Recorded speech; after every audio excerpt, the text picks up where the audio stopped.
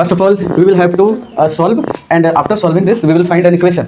एक इक्वेशन आएगा, उस इक्वेशन में ए का, बी का और सी का वैल्यू को पुट करना है और एक आंसर मिल सकता है। ठीक है, तो चलिए सबसे पहले हम लोग इसका ये जो इक्वेशन है इसको लिखते हैं।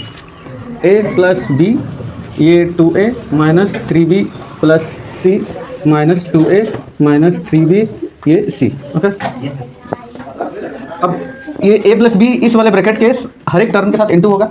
तो a को पहले 2a के साथ इंटू करते हैं, तो इसका कोफिशिएंट 2 है, इसका कोफिशिएंट 1 है, तो 2 1 जा 2। a और a बेस सेम है तो पावर ऐड होता है, a का पावर 2। इसके आगे प्लस है, इसके आगे प्लस है, इसलिए प्लस।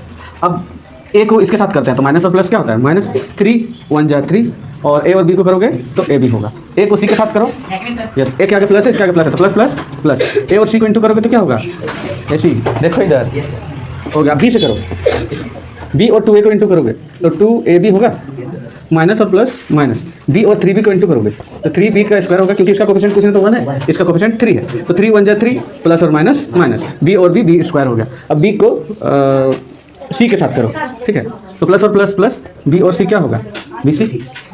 अब ये जो माइनस है इसको फिलहाल रहने दो। अब ये c जो है इनके साथ इंटू होगा, तो 2a और c अगर इंटू करते हो तो 2ac माइनस 3b और c को इंटू करते हो तो 3bc हो गया।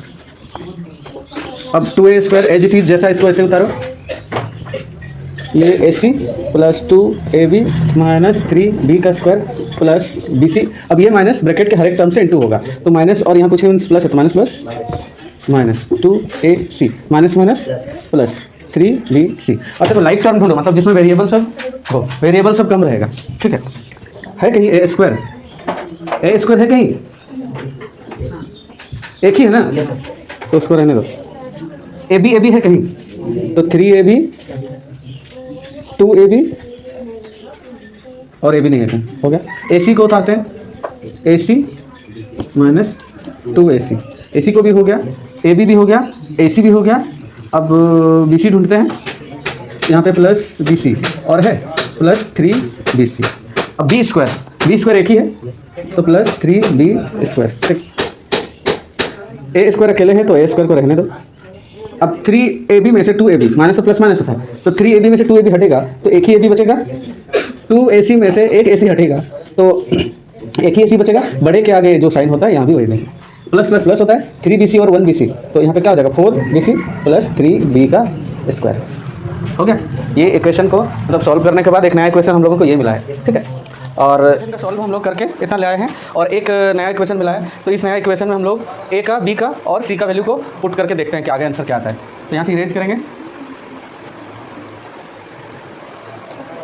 ये रहा equation 2a square minus ab minus ac plus 4b plus 3b square. तो a का वैल्यू 0 है, तो जहाँ a है वहाँ पे 0 पुट करना है, तो 0 का स्क्वायर माइनस ab, a का वैल्यू 0 इंटू b का वैल्यू -1, a का वैल्यू 0 इंटू c का वैल्यू 2, 4 इंटू b का वैल्यू -1 प्लस 3 इंटू b का वैल्यू -1। तो 0 है, 0 का स्क्वायर 0 ही होगा, 0 और 2 को इंटू करेंगे तो 0 होगा, 0 और -1 को इंटू करेंगे तो 0 होगा, 0 और 2 को इंटू करेंगे तो 0 होगा। मतलब यहाँ तक का जो पूरा सॉल्यूशन है वो पूरा 0 में चला गया। तो अब इस यहाँ से सॉल्व करते हैं, -4 और -1 को इंटू करते हैं तो 4 1 जा 4 माइनस माइनस प्लस, -1 को 2 टाइम मल्टीप्लाई करते हैं तो क्या आता है 1 ही आता है, तो प्लस यहाँ पे 1 और 1 3 जा 3, तो हमारा आंसर क्या रहेगा 7। ये रहा आंसर।